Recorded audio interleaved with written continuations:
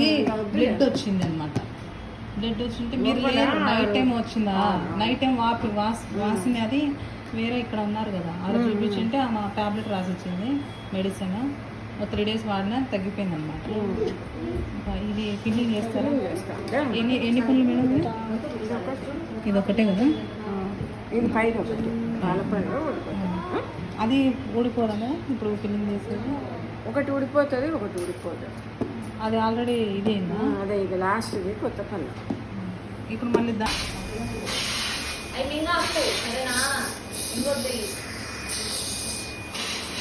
ఏం కాదు, వాటర్ మింగద్దు సరేనా?